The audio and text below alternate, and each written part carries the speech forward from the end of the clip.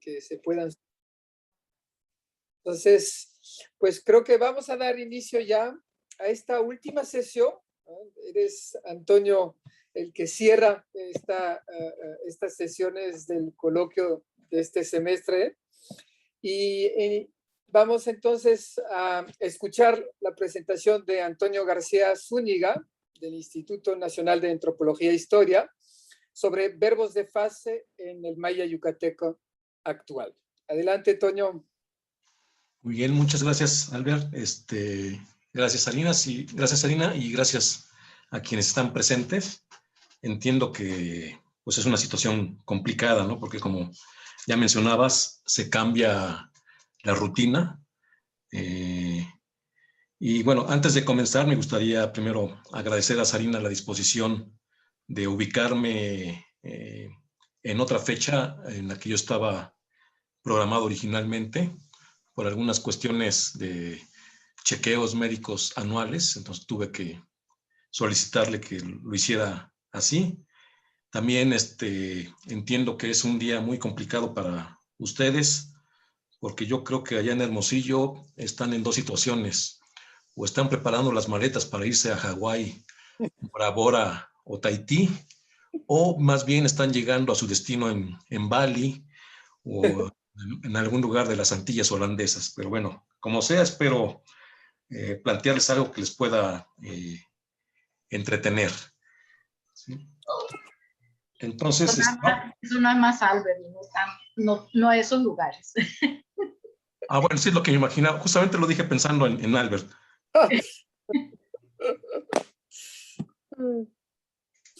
Pero bueno, entonces vamos a comenzar. El tema que les presento a mí me resulta muy interesante por varias circunstancias. Las vamos a ver un poquito más adelante. Pero primero introducir el concepto base de la sesión. Sería el de base. Entonces podemos hablar de un valor de fase. ¿Sí? Este valor de fase puede estar, está en una construcción, pero puede estar representado por un verbo o bien toda una perífrasis verbal.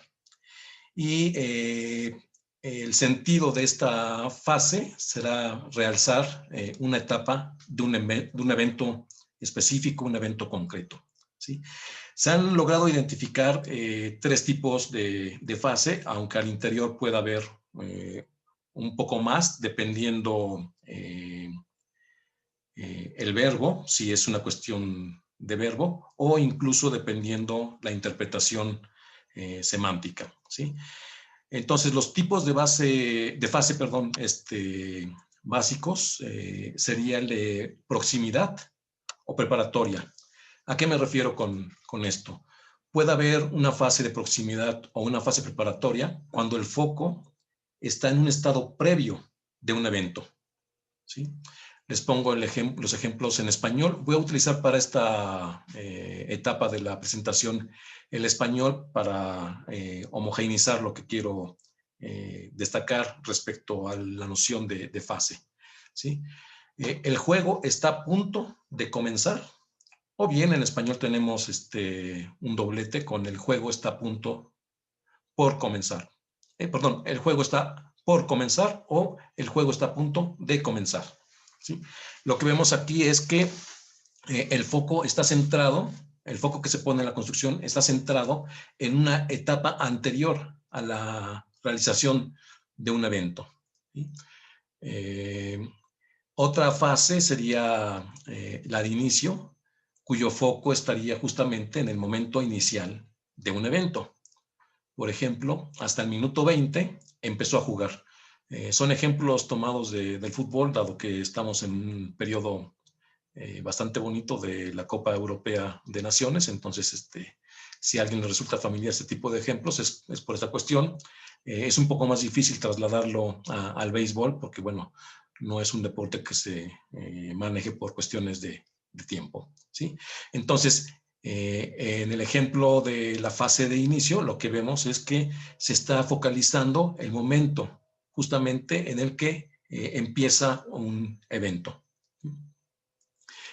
La otra fase, que se ha descrito es la que corresponde a un fin.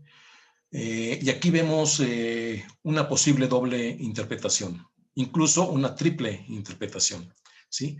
Puede ser que el foco esté en el estadio final de un evento, o bien el foco se sitúe en el cese de un evento, o también cabe la posibilidad de que el foco esté describiendo una interrupción de un evento. Veamos los ejemplos. Para representar lo que sería el foco en el estadio final. Terminé de estudiar, algo muy puntual, en oposición a terminé por estudiar, ¿sí? En terminé por estudiar se entiende que hay un evento que ocasiona que haya una consecuencia que sea justamente la de estudiar.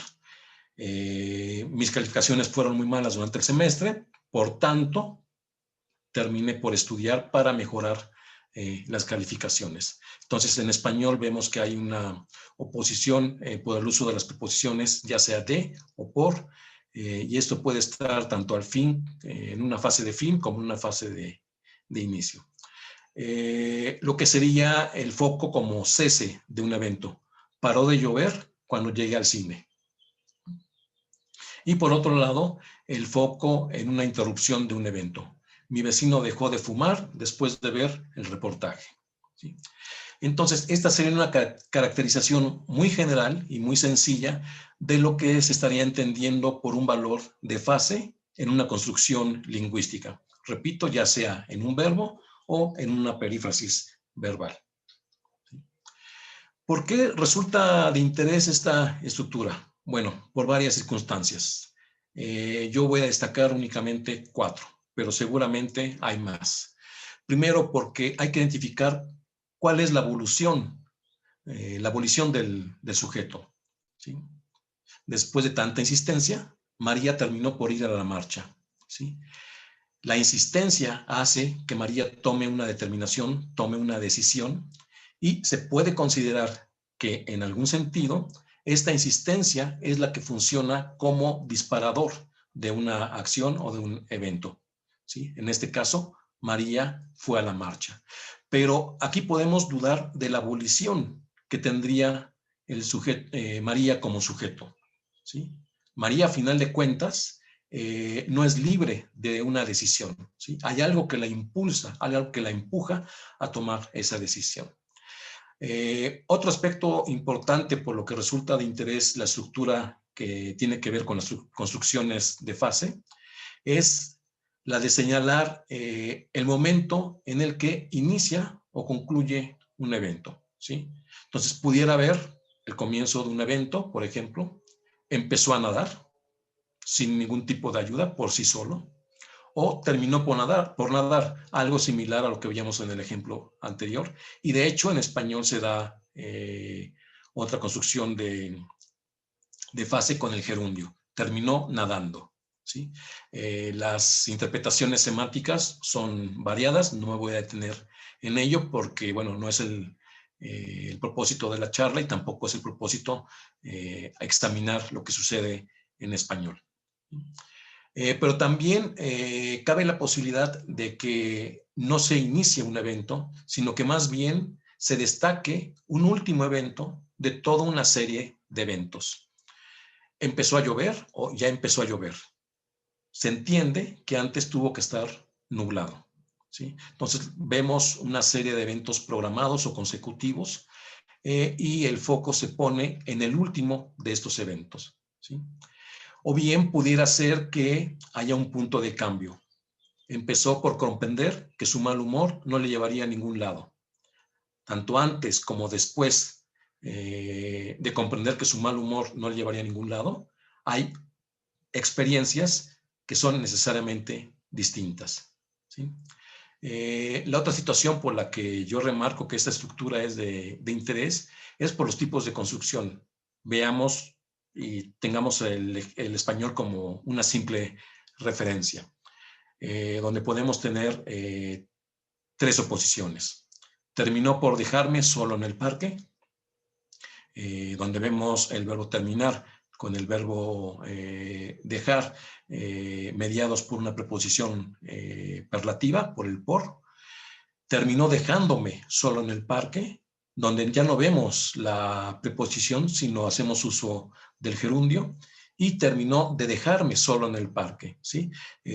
Una construcción tal vez un poco dudosa en cuanto a su facilidad o abundancia en el uso, ¿sí? Pero lo que vemos es que hay otra preposición que no es por, ¿sí? Digamos una preposición que prácticamente es por default en el español, la preposición de, que sirve, bueno, que tiene muchos valores semánticos.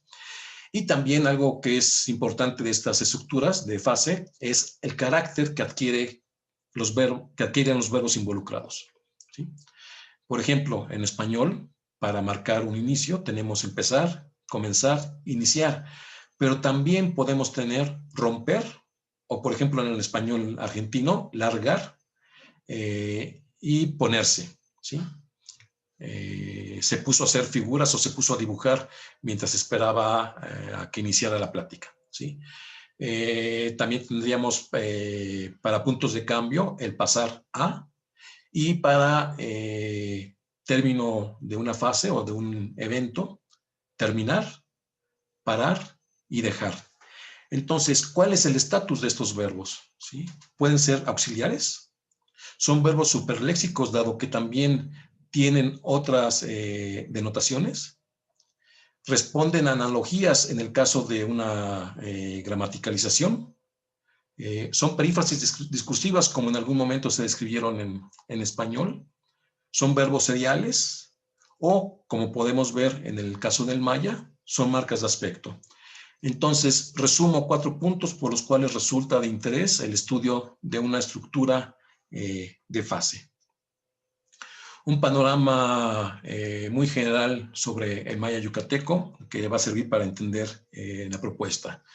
Lo de siempre, los datos un tanto sociolingüísticos, dónde se habla y quiénes hablan esta lengua. Bueno, se habla en parte del estado de Campeche, prácticamente la mitad del estado, sobre todo la parte que está ubicada en el sur y en el oriente de la entidad. En Quintana Roo, igual más o menos se habla en la mitad del estado, lo que corresponde a la parte central, a la parte este y a la parte sur.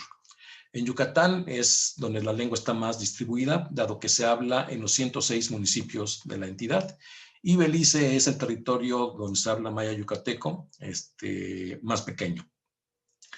Prácticamente 3 poblaciones o 5 poblaciones tal vez, que están localizadas en el centro y el este del país. ¿Sí? Los hablantes que hablan maya yucateco, según los reportes del INEGI, ya sea en los censos generales de población y vivienda o bien en los conteos de población y vivienda, han tenido una evolución un tanto curiosa o llamativa. Entre 2010 y 2015 se da una muy marcada alza en el número de personas que hablan esta lengua, pero entre 2015 y 2020 se da un descenso, ¿sí? Sabemos los problemas que suelen tener los conteos y los censos, sobre todo esto se ve más en los conteos, la reducción del número de hablantes de una lengua, que responden a factores de migración, sobre todo temporal, ¿sí? Entonces, este descenso entre 2015 y 2020 corresponde a un 12%. Ya en términos lingüísticos, el maya yucateco es una lengua que tiene ergatividad, pero es una ergatividad escindida a partir del parámetro de completud de un evento. Los incompletivos se marcan con ergativo, en tanto que los completivos se marcan con absolutivo. En razón de esto, hay 3 juegos pronominales, pongo entre comillas lo de juegos porque responde a una tradición mayista lo de llamarle juegos, donde habría pronombres que son foco, pronombres absolutivos y pronombres ergativos. Cabe destacar que estos pronombres ergativos también son empleados para marcar la posesión. Maya yucateco es una lengua que tiene marcación en el núcleo y algo que es importante para lo que aquí les presento. Es una lengua aspectual, ¿sí? O sea, lo que estoy proponiendo es que para empezar este análisis se vea que las fases tendrían, bueno, se esperaría que estuvieran marcadas por el aspecto, ¿sí? Pero bueno, vamos a ver que esto es así parcialmente. Destaco aspectos temporales. Hay otros tipos de aspectos que no tienen que ver con el tiempo, sino más bien con el deseo y con la obligación de un agente.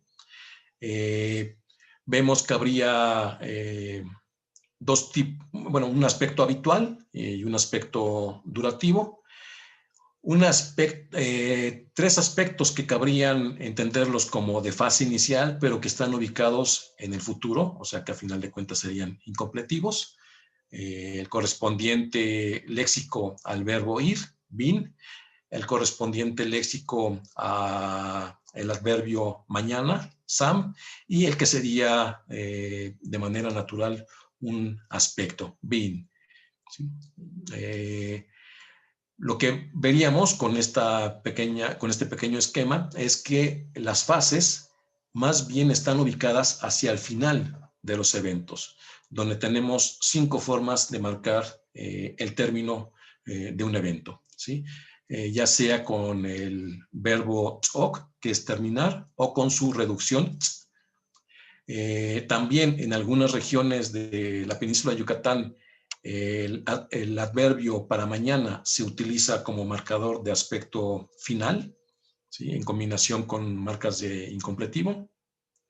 El marcador T, que respondería a la marca de aspecto completivo, en tanto que tant es un completivo reciente, y el catch y el uch, que serían completivos remotos, ¿sí? Entonces, tener en cuenta esto, que si hay fases dentro del maya yucateco, estas estarían marcadas por el aspecto, pero estarían estas fases localizadas únicamente en la parte final de un evento, y en la parte inicial habría un hueco, ¿sí? Si omitimos esta noción de tiempo futuro, ¿sí? Entonces, el objetivo de la plática: advertir primero que es un primer acercamiento de darle orden a un conjunto de datos. Y este acercamiento estará delimitado únicamente por la descripción, ¿sí? ¿Cuál es el propósito que me planteo? Identificar los contextos y también la naturaleza estructural de las construcciones con verbos de fase inicial. Únicamente me voy a centrar en la fase inicial para establecer 2 cosas: restricciones de uso con base en la sintaxis y un apunte hacia lo que sería la semántica, ¿sí? ¿Cuál es la metodología que he seguido, sobre todo para la recolección de información? Primero, colectar todos los ejemplos que aparecen en la obra Narraciones Mayas, que es una obra que se grabó originalmente en maya y que posteriormente fue transcrita y traducida al español, de los autores Jorge Monforte, Lázaro Tzul y Rodrigo Gutiérrez Bravo, una obra que se publicó en el INALI en el año 2010. Después de tener esta colección de ejemplos que me dieron una idea del panorama general de los verbos de fase inicial en el maya yucateco, integré los ejemplos que yo mismo había obtenido en textos durante mi trabajo de campo de 2008 a 2018 en diferentes comunidades del oriente del estado de Yucatán, ¿sí? En más de 10 comunidades.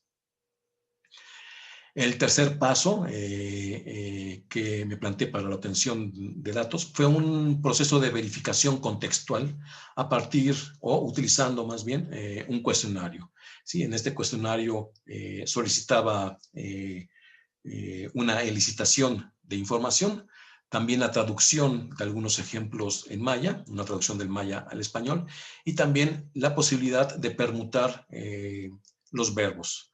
Es decir, si los verbos eran intercambiables entre sí. Con base en esta metodología, logré al final obtener 130 oraciones. Pues, lo sé, son pocas, pero bueno, es uno de los riesgos o problemas que tiene el trabajo de corpus. El trabajo de corpus no significa abarcar todo el espectro, sino únicamente centrarse en lo que por frecuencia es lo más habitual y lo más socorrido en una lengua, ¿no? Es decir, un corpus no representa la totalidad del habla de un país o de una persona, ¿sí? Entonces, únicamente para introducir lo que serían los verbos de fase inicial en el maya yucateco, señalaré que estos verbos se reconocen en diferentes diccionarios, aunque no se ve la complejidad que es inherente a cada uno de estos verbos, ¿sí? Respecto al maya colonial, tendríamos dos diccionarios, el Calepino de Motul y el diccionario maya Cordemex. En los dos aparecen verbos que tienen una relación con la fase inicial, pero en el de Calepino de Motul se reconocen únicamente dos verbos, el chun y el hop, ¿sí? En cambio, en el diccionario Cordemex, también se sigue este reconocimiento de únicamente dos verbos que serían justamente los mismos, el chun y el hop. El diccionario de inicio del siglo XXI, de Juan Ramón Bastarrachea, don Hermilio Yagpech y nuestro buen amigo Fidencio, reconoce más verbos y algunas formas de estos verbos. Al final reconocería 4 verbos, que es el cajal, el hopol, lekel y el chumpajal, ¿sí? Otros diccionarios también hacen este reconocimiento, por ejemplo, el diccionario maya popular, el diccionario de Victoria Brica, que sirve como referencia para los estudios de la lengua maya, que igual reconoce los 4 verbos ya identificados por Fidencio Bastarrachea y Hermilo. El verbo chun, el verbo hop, el verbo lek y el verbo ka, ¿sí? El maestro Javier Gómez Navarrete de la Universidad de Quintana Roo igual identifica estos verbos, ¿sí? Entonces, ¿qué ocurre con estos verbos de fase inicial en el maya yucateco? Primero, señalar que como pudimos observar en los dos diccionarios del maya colonial, únicamente se tenían 2 verbos para caracterizar las fases de inicio, ¿sí? Entonces, podemos pensar que después del proceso colonial y la época, justamente antes de la época moderna, hubo una gramaticalización de 2 verbos más para señalar la fase de inicio, ¿sí? En el maya colonial se reconocía el verbo hopol y el verbo chunul como marcadores de fase inicial. Lo que podemos observar es que estos verbos no se usaban con su forma completa, es decir, no había construcciones en maya colonial que tuvieran a hopol como núcleo y a chunul como núcleo, ¿sí? Tampoco se usaban las raíces de estos verbos. En el caso de hopol sería hop y en el caso de chunul sería chun. Se utilizaban únicamente formas derivadas, ¿sí? ¿Qué quiere decir esto? Formas que tienen un transitivizador, ¿sí? Lo que podemos observar también es que hopol tiene 4 contextos de uso, en tanto que chunul solamente tiene un contexto de uso. El contexto de uso que tiene chunul es el de verbo más una frase nominal. Por ejemplo, en empezó el baile, ¿sí? Este contexto también lo toma hopol, el de verbo más frase nominal. Sin embargo, hopol se especializa en introducir eventos que tienen como núcleo un verbo. Las estructuras que sirven para ejemplificar esto serían justamente el de hopol más una preposición más un verbo con una forma derivada, hopol más un pronombre más el verbo con su forma transitivizada, y algo que es importante, un pronombre que sirve para complementar el grupo verbal con hopol, más un verbo, pero siempre un verbo intransitivo, ¿sí? Por ejemplo, comenzó a caminar, ¿sí? Esta situación del maya colonial dista mucho de lo que sucede en la actualidad en el maya, ¿sí? En el maya actual se reconocen 4 verbos para marcar la fase inicial. Ya los he mencionado, hopol, chunul, cajal y lekel, ¿sí? En campo me salió un verbo más, pero lo pongo en duda, porque es un verbo poco documentado o nada documentado, que es ship. Entonces lo pongo ahí únicamente como un mero dato, aunque yo creo que cabría excluirlo, y más si estamos trabajando con la metodología de corpus, ¿no? La poca representatividad en un corpus prácticamente obliga a la exclusión de este tipo de casos o ejemplos. Entonces, para mí existirían 4 verbos que marcan la fase inicial en el maya yucateco, y lo que podemos ver es que su comportamiento es bastante disímil, ¿sí? Cada uno de estos 4 verbos aparece en su forma completa, es decir, hopol como hopol, cajal como cajal, chunul como chunul y lekel como lekel, ¿sí? Estos 4 verbos también aparecen con su raíz. En el caso de hopol, hop; en el caso de cajal, kaj; en el caso de chunul, chun; y en el caso de lekel, lek, ¿sí? Aparecen con formas derivadas. ¿Qué quiere decir esto? Que admiten un transitivizador o un causativizador, o incluso también resultativos. Esta situación es importante si la comparamos con el maya colonial. Como vimos, únicamente utilizan 2 verbos en maya colonial, pero no aparece la forma completa del verbo y tampoco aparece la raíz. Entonces, la situación del maya colonial es muy distinta a lo que ocurre en el maya actual. Si nos basamos en las cifras, podemos ver cosas también demasiado interesantes. Veríamos que el verbo más usado para marcar la fase de inicio es hopol, seguido por cajal, y después seguiría chunul, y muy detrás estaría lekel. Entonces estaríamos esperando que lekel tuviera un comportamiento muy particular, especial, muy distinto al resto de los 3 verbos de fase de inicio. Pero también, si nos basamos en las formas en las que pueden aparecer, podemos observar un comportamiento muy diferenciado. Cajal sería el que aparecería con mayor frecuencia en su forma completa, ¿sí? En cambio, hopol y chunul estarían en términos cuantitativos representados de una forma muy reducida en su forma completa. Adelanto un poco esta idea. Cuando tenemos una forma completa, estaríamos considerando un verbo pleno, y cuando estaríamos hablando de la raíz, estaríamos prácticamente hablando de un marcador de aspecto, ¿sí? Entonces, con los números nos podemos dar una idea. Señalé que esta plática, además de ser un primer acercamiento, trataba de dar sistematicidad a un conjunto de datos, ¿sí? Entonces, rescatando un poco el resumen de esta tabla, uno de los verbos presentes en maya colonial, que sería hopol, es el que aparece más en el corpus, y lo mismo ocurría en el maya colonial. El otro verbo del maya colonial, que sería chunul, es rebasado por uno de los verbos emergentes, uno de los verbos que toma el lugar de fase de inicio después del periodo colonial. En este caso sería el verbo cajal, ¿sí? Hay verbos marginales, como ya lo mencioné. El caso de ship ya lo referí. El caso de lekel también sería un verbo marginal.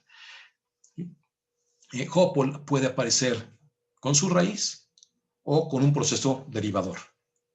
Cajal puede aparecer en su forma derivada, en su forma completa, y también en su forma de raíz. Hopol también puede aparecer en su forma completa, pero los ejemplos que se tienen son muy pocos, únicamente 2. Algo similar que lo que ocurre con chunul. Lekel puede aparecer en su raíz y en su forma completa. Entonces, como podemos ver, hay cierta disparidad entre los contextos en el que aparecen estos verbos, ¿sí?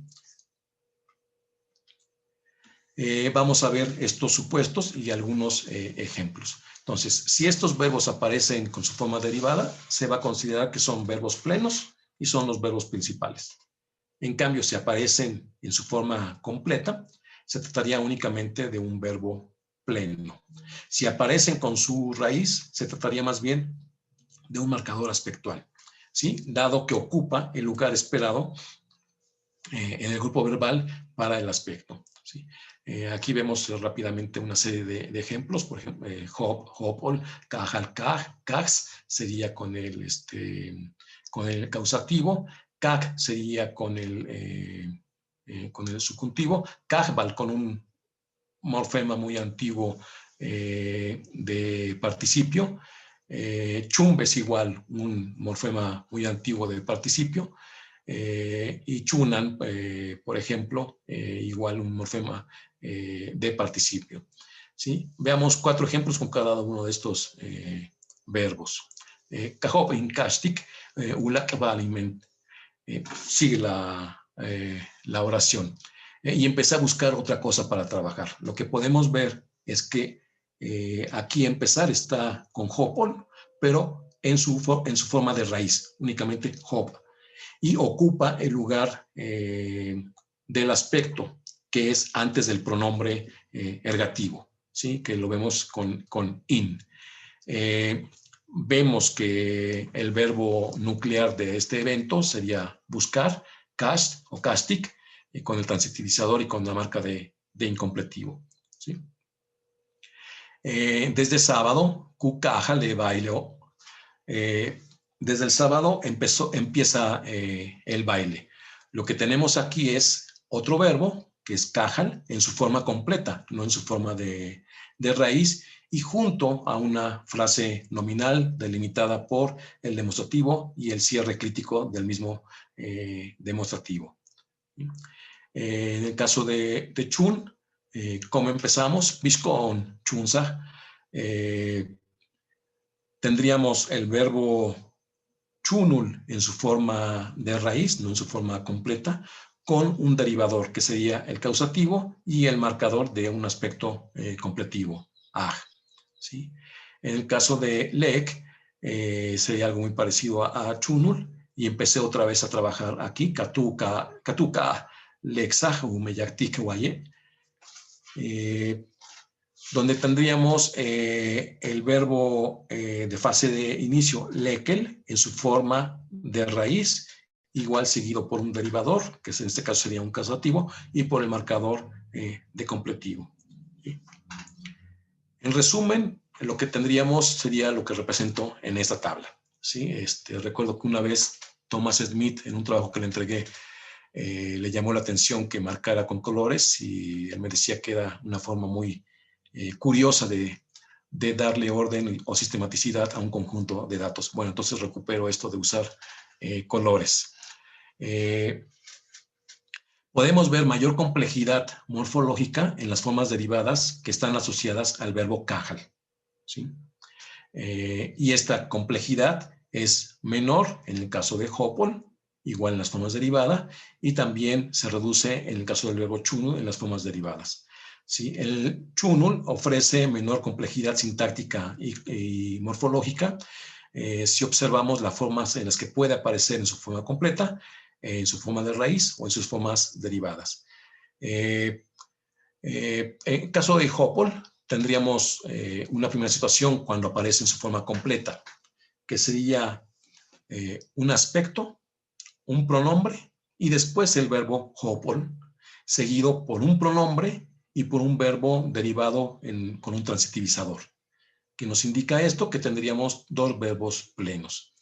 Esta situación también se da en el caso de raíz, de ahí que yo lo marque con verde, y también en las formas derivadas. El verbo hopol, cuando se emplea con su raíz, también tiene otros contextos lingüísticos. Un marcador adverbial, después vendría la raíz y el pronombre, se esperaría que fuera un ergativo, y un derivador transitivo o un verbo intransitivo. ¿Sí? ¿Qué quiere decir esto? Que aquí el verbo hopol sería el verbo nuclear, dado que ocupa, y también, perdón, ocupa más bien la posición de aspecto, ¿sí? Algo que también ocurre en la forma derivada. Cajal, por su parte, también recurre a en unas construcciones posibles a un marcador de aspecto con su pronombre. Después seguiría el verbo cájal en su forma completa y es opcional el uso del pronombre. Algo llamativo, que el grupo verbal estaría integrado únicamente por el verbo con un transitivizador. Entonces vemos que las estructuras son variadas y que sitúan a cada uno de estos verbos, ya sea como verbo pleno o como un marcador de aspecto, y que también estas estructuras identifican dos tipos de verbo, ¿sí? Como veíamos en los ejemplos de español. Para ir terminando, a manera de conclusión, les señalo algunas de las características generales que logro ubicar en el corpus que me sirvió para elaborar esta presentación. Uno de los verbos de fase se está especializando como marcador de aspecto, ¿sí? El verbo hopol. Entonces, ya aquí cabría la lectura de que ya no es tanto verbo, sino únicamente un marcador de aspecto, y por tanto se espera que aparezca únicamente con la raíz y no con la forma completa, y mucho menos con la forma derivada, que es señal de que el verbo es pleno. Aunque en el caso de verbos transitivos, solamente para el caso de verbos transitivos. En el caso de intransitivos, tendríamos esta misma situación con el verbo cájal y el verbo chunul, ¿sí? Es decir, se puede emplear la raíz del verbo cájal y la raíz del verbo chunul, pero únicamente para verbos intransitivos y no para verbos transitivos. Los otros verbos, hopol, algo muy interesante, no admite frases nominales, ¿sí? Justamente porque se está especializando como un marcador de aspecto. Entonces, cájal, chunul y lekel van a admitir estas frases nominales. Todos los verbos en todas las formas admiten otro verbo. Solo lekel lo hace con una forma derivada, ¿sí? También algo importante es que cájal y chunul pueden ser intercambiables, ¿sí? Pero este intercambio no sucede con otros verbos, ¿sí? Reitero, simplemente porque hopol se está especializando como un marcador de aspecto, y los que quedan como posibles para hacer el intercambio serían justamente cájal, chunul y lekel, pero lekel también sufre una especialización, ¿sí? Y además de que es el verbo más marginal. Y cuando hopol, como ya mencioné, aparece en su raíz, estaría indicando que es un marcador aspectual. Yo sé que puede resultar confuso la lectura o la interpretación de estos datos por la forma en lo que presenté, simplemente en tablas y recurriendo poco a los ejemplos, pero lo que quería mostrar era una sistematización que hasta el momento he logrado ubicar en el conjunto de datos que integran mi corpus de trabajo. Seguramente se tendrá que ampliar el corpus de trabajo, pero por un procedimiento estadístico no considero que haya nuevas construcciones. Las construcciones que cabría esperar en el habla diaria del maya yucateco serían las que les presento en este cuadro. Y bueno, si tienen alguna pregunta, alguna sugerencia, algún comentario, soy todo oídos. Les agradezco su atención y también, bueno, su participación en un día muy diferente del seminario y justamente un día antes de irse de vacaciones. Muchas gracias. Muchas gracias, Antonio. Pues muy interesante. Abrimos un espacio para preguntas, dudas, comentarios.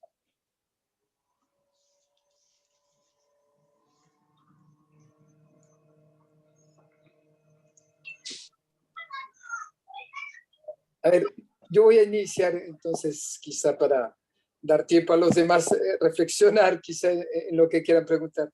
En cuanto a los dos nuevos verbos, ¿no? Que actualmente pues también tienen ese significado de verbos de fase y que solo admiten frases nominales, mientras que los anteriores no. Si tienen otros usos en la lengua o si en el maya colonial tenían otros significados. para saber un poquito el origen de estos marcadores, ¿no? Bueno, en el maya colonial no aparecen. Bueno, también es el riesgo que se corre cuando se trabajan con documentos antiguos, ¿no? Pero no hay ningún registro de uso o aparición de estos dos verbos, ni de Cajal ni de Lekel, ¿sí? ¿Cómo surgen? Bueno, ahí es un misterio, ¿no? Porque digamos que los trayectos de gramaticalización en las lenguas mayas más bien van de verbos hacia otras cosas normalmente direccionales, ¿sí? Encontrar otra dirección, o sea, algo que tenga una categoría gramatical distinta a verbo y que después pase a ser verbo, eso es muy difícil en las lenguas mayas en general, obviamente en el maya yucateco muy en particular. Entonces, ¿de dónde surgen estos verbos? No se sabe. Lo que sí se puede ver fue, como señalaste, que justamente estos dos verbos emergentes están desde el principio, ya después de 200 años por lo menos, siendo usados en contextos muy específicos, ¿sí? Les corresponde lo relacionado con frases nominales, en tanto que los otros verbos, los más antiguos, los que sí tienen un registro en el maya colonial, principalmente Jopol, está tendiendo a ser gramaticalizado como una marca aspectual. Entonces, sí podemos ver, si omitimos el origen de estos dos verbos emergentes, una ruta de gramaticalización o especialización muy, muy concreta, ¿sí?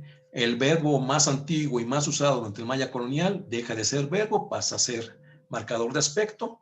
El otro, como no se usaba tanto, está ahí a medio camino, puede ser como marca de aspecto, pero también dentro de con una frase nominal o con otros verbos, en tanto que los dos emergentes también pueden andar bailando ahí, sobre todo Cajal, ¿sí? Que también se emplea con verbos. En cambio, Lekel, el más marginal, sirve únicamente para frases nominales. Entonces, ¿dónde acabará la historia? Acabará desapareciendo Lekel y Cajal tomará su lugar para ser usado como marcador de fase de inicio con frases nominales. Empezó el baile, empezó la clase, empezó la plática, por decir algo así. Entonces, viendo ya todo este panorama como tú lo delimitas, pareciera haber cierta lógica, ¿no?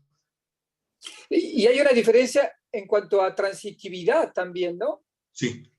No Sí, me sí. quedó claro esto. Sí, después. No lo quise tocar, porque al final sí se puede ver que dependiendo de las construcciones, sí hay una diferencia muy, muy marcada respecto a la transitividad propia, del verbo propia, pero también a la transitividad del otro verbo con el cual puede entrar en contacto, ¿no? En el caso de Cajal es muy claro, únicamente con verbos intransitivos. Pero también como para que requieran la frase nominal, para que puedan estar con una frase nominal, los dos verbos emergentes parece que necesitan una marca de transitivizar, que los transitiviza o causativizan. ¿No serían verbos intransitivos? Sí, bueno, es el gran problema en el maya yucateco y en general en las lenguas mayas, ¿no? Pareciera ser que los verbos de inicio son intransitivos y requieren derivarse, o sea, transitivizarse para expandir toda su gama de significados, ¿no? Entonces, esto, digamos, respeta la gramática de los verbos en las lenguas mayas, ¿no?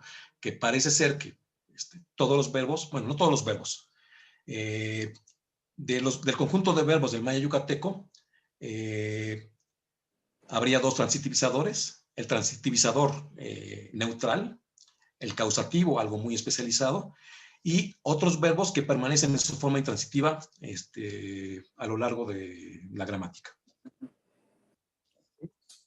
Muy bien. No sé si hay gente que quiere preguntar algo o hacer un comentario. Yo, si nadie quiere.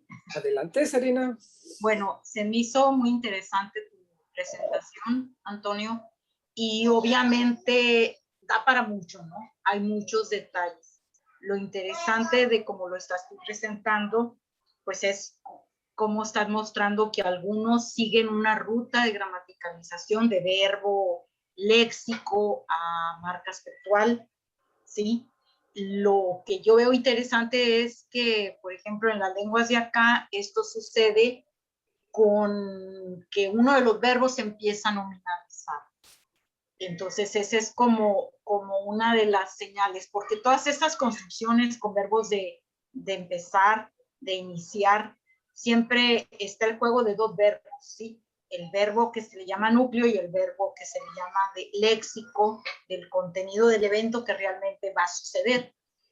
Y al final, el núcleo puede perder sus características y el léxico puede nominalizarse o pueden dividirse entre los dos el peso de la marcación temporal-aspectual y de concordancia. Lo interesante aquí es cuando tú dices que no había en el maya colonial, pues a lo mejor porque eran demasiado coloquiales y no estaban dentro de la visión del que documentó la lengua, porque no podemos nosotros siempre fundamentarnos en que lo que está documentado en un libro era lo único que existe en la lengua. Pero yo veo también otra implicación ahí que a veces es interesante probar hipótesis. Por ejemplo, ¿será que algunos verbos no están marcados por transitividad o intransitividad? ¿O será que es en la construcción, precisamente pensando en todas las problemáticas que viste sobre el español, del empezar o, sí, como decías, terminar de y terminar por, que en realidad es propiedades del verbo o es propiedades de la construcción, para los que abogan por la teoría de la construcción? O sea, cosas que a veces superan el significado del verbo escueto y van a toda la construcción para poder ganar potencialidad comunicativa. Entonces hay muchos lugares por donde se puede ir la vertiente de investigación, es amplia y tú vas a necesitar ir acotando que sí, que no. A mí lo más interesante se me hace es precisamente lo de la gramaticalización, ¿sí? Pero también el hecho de que pudiera ser a lo que te apuntaba Albert de la transitividad, que hay verbos que no están realmente del todo marcados por ser intransitivos o ser transitivos, pero si requieren combinarse con algo que sería un objeto, un complemento objeto, son transitivos, pero no transitivos en el entendido de que todos requieren argumento léxico, que eran los verbos que se han especializado para ello, o sea, que aparecen con nominales. Entonces, a mí se me hizo muy interesante y vi muchos matices hacia dónde ir. Y como es tan amplio el tema, como están diversas las directrices hacia dónde te vas, pues tienes todo un reto. Tienes todo un reto, más pregunta. Sí, tienes todo un reto hacia dónde llevar la investigación, hacia dónde ir, hacia dónde dirigirte. Sí, tienes razón en cuanto a señalar que la gramática de la construcción lo vería desde otro punto de vista, ¿no? Totalmente distinto, ¿no? Y justamente recuperando lo que tú señalas y lo que ya también me comentó Albert, no quise entrar al tópico de la transitividad porque, bueno, se iba a agotar el tiempo y no iba a escuchar sus preguntas, pues también porque es algo complejo, sobre todo para definir la transitividad de Hopple, que es el verbo que viene desde el maya antiguo y es el que se está justamente gramaticalizando como aspecto. ¿Sí? Pareciera ser que la transitividad, si es que la tiene, es más baja en comparación con el resto de los verbos, principalmente con Cajal y con Chun. Lekel es otra historia. Empieza con, yo le digo que es un verbo emergente, pero desde que fue emergente es un verbo marginal. Entonces, la historia dirá, como ya comenté, si permanece o no permanece. Y justamente yo creo que sería todo un reto hacer trabajos considerando los verbos de fase en las lenguas indoamericanas, porque esperaríamos que esta fase estuviera marcada por el aspecto. Pero ¿qué pasa cuando tenemos verbos que son plenos como marcadores de fase en estas lenguas, ¿no? Y también, muy de la mano de lo que comentabas, de lo que sucede en las lenguas yuto-aztecas del norte, cabe decir que también Sobre todo chunul puede ser utilizado en su forma nominalizada, ¿sí? Y la forma de identificar estos en maya, digamos, es relativamente sencillo. No tiene marcador de aspecto, únicamente tiene el pronombre que antecede el verbo, entonces se supone que sería una forma nominalizada, ¿sí? Entonces esto solamente está presente con chunul, con uno de los 4 verbos. Para decir el comienzo. Sí, uchunul. Y también, seguramente, porque chunul, la raíz de chunul, chun, tiene otro significado, que es tronco o raíz. Pero sí, para decir el comienzo sería uchunul. En el ejemplo que das de ese verbo, en realidad no hay nada más. Creo que es una pregunta, ¿dónde o cuándo empezamos? No hay ni frase nominal ni otro verbo. Nada, así simplemente es así como que... Como si diera, ¿dónde es el comienzo? ¿Dónde es el comienzo? Exactamente. Sí, sería nominalizado. ¿Otras preguntas? ¿Dudas? Yo tengo un comentario. Adelante, Sergio. Hola, me gustó mucho la presentación. No soy un experto ni conocedor realmente de las lenguas mayenses, pero porque hace algunos meses me leí un artículo de Lehmann, donde él habla de la gramaticalización, del aspecto, los auxiliares de aspecto en el maya. Recordé que él hablaba sobre hop o hopol, ¿no? Ajá, sí. Y también la forma hopig, ¿no? Donde él distingue entre una forma como empezar completivo e incompletivo. Y recuerdo, para que menciono todo esto, que él decía algo sobre que era el uso impersonal de los verbos, tanto de los verbos que tienen que ver con la fase terminal como hop, el que da pie a los auxiliares aspectuales, no el uso no impersonal. No sé si has visto algo de esto, ¿no? O sí. puedes comentar algo. Sí, sería justamente lo mismo y es algo muy llamativo porque la posición del aspecto en maya, bueno, pues como de todas las lenguas, es algo muy fijo, pero admite mucha variación. Por ejemplo, tenemos marcadores, adverbios que pueden funcionar con una lectura aspectual, ¿no? Esto en el maya actual, en el maya colonial, no sería así. Entonces, si yo quiero hacer algo rápido, simplemente recurro al adverbio rápido, el adverbio ser, le pongo el pronombre y ya el verbo que yo quiera, comer, sevinjantic, lo como rápido. ¿Sí? Entonces, en lugar del aspecto, es como, no sé, como baño público, tiene sus puertas abiertas, ¿no? O sea, puede entrar el que quiera, ¿no? Un verbo, un adverbio. De hecho, lo que vemos con el caso de Sam, que sería para marcador de fase de término. En su origen también es un adverbio. ¿Sí? Entonces, samijante, hace rato que lo comí.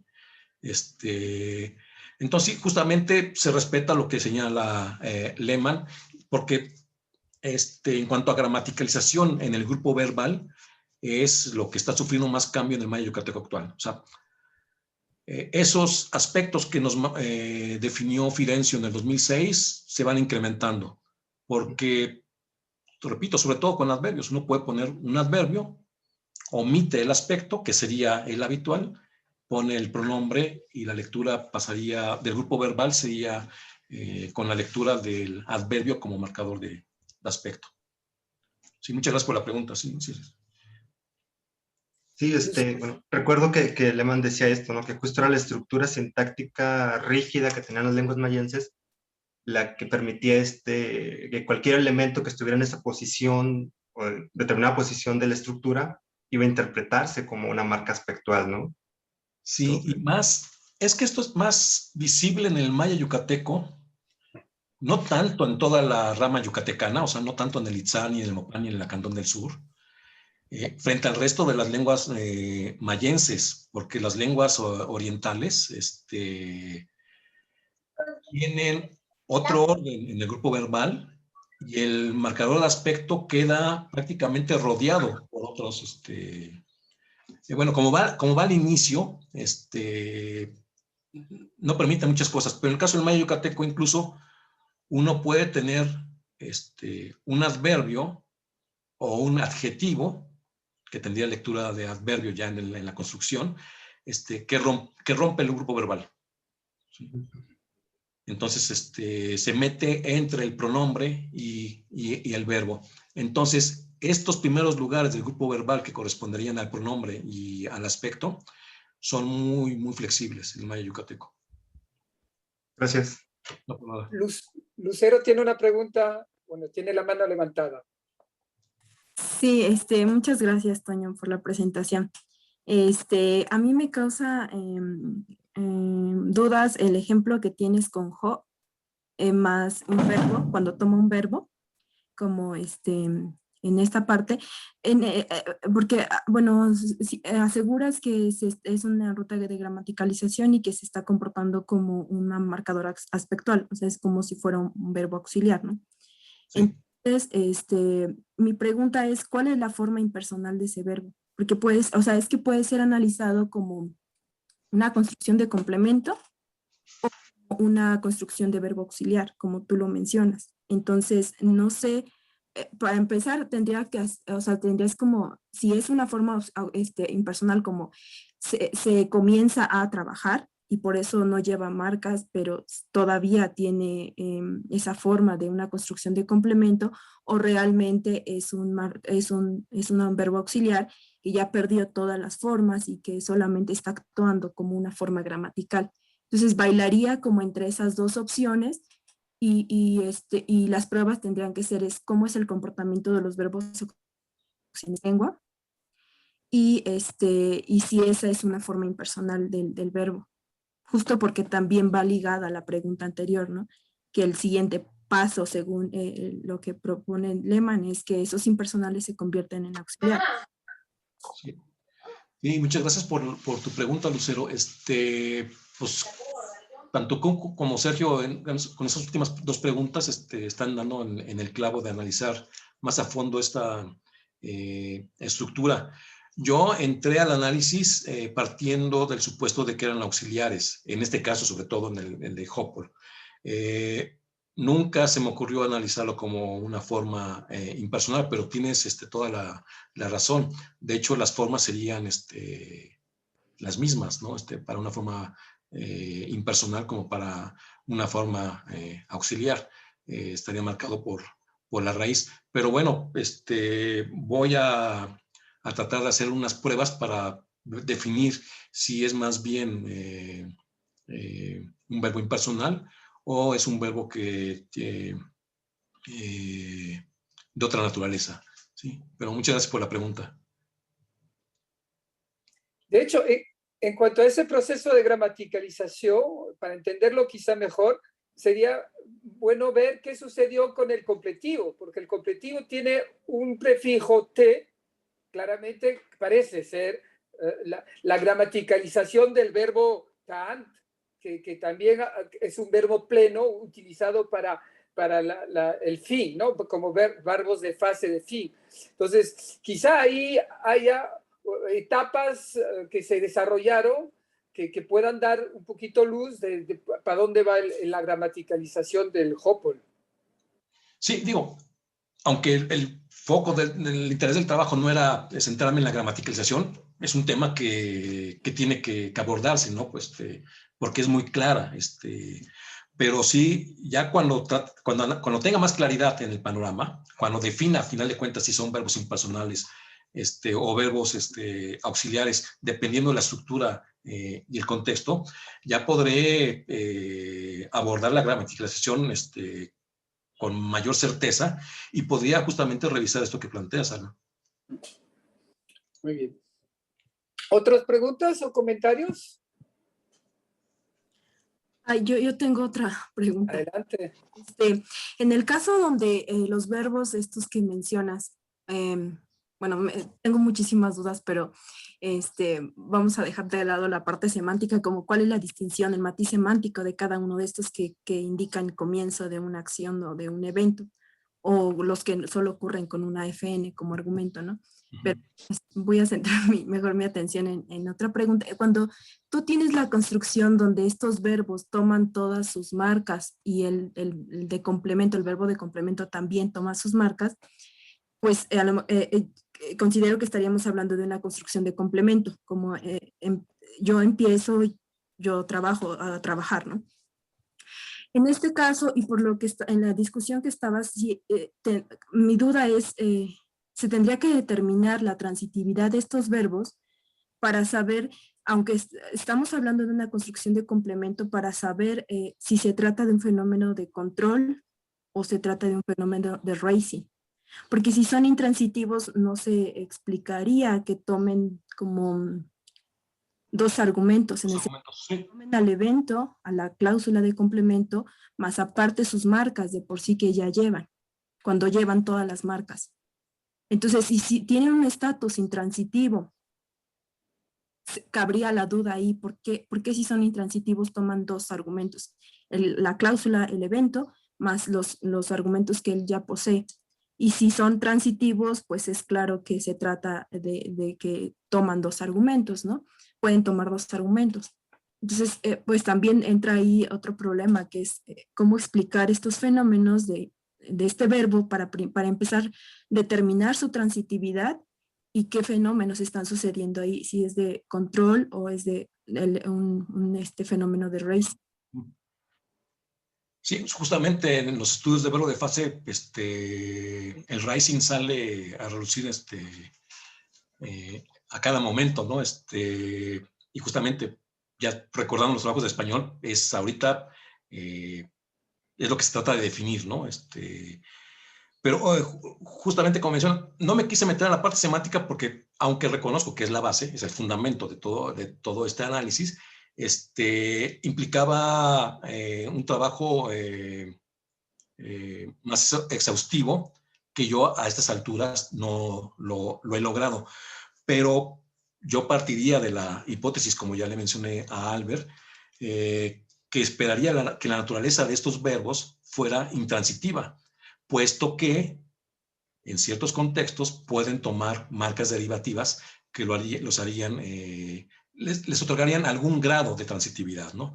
Pero repito, esto es una hipótesis de entrada, pero sí, el trabajo semántico, digamos, apenas lo estoy iniciando, pero sí, justamente definir qué tipo de verbos son y qué tipo de estructuras pueden tener a su alrededor, pues es lo principal.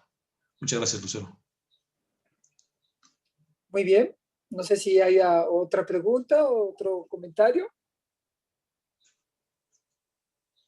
No, pues ya hemos pasado de la una, entonces ya es también tiempo de cerrar. Pues nomás nos queda agradecer de nuevo a Toño por su presentación, a todos ustedes por su asistencia.